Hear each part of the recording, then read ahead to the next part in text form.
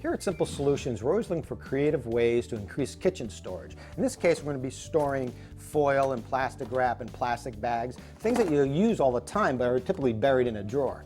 I took a plastic storage bin and I used a jigsaw with a metal cutting blade and I cut off one end.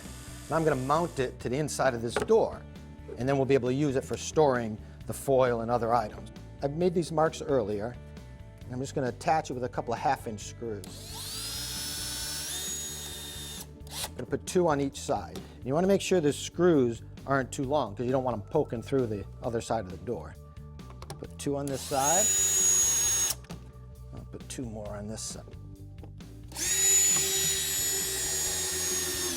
There you go. Now we can just slip the boxes right in there. It's perfect for any tall, narrow box. So they're easily accessible. You can just store them out of the way.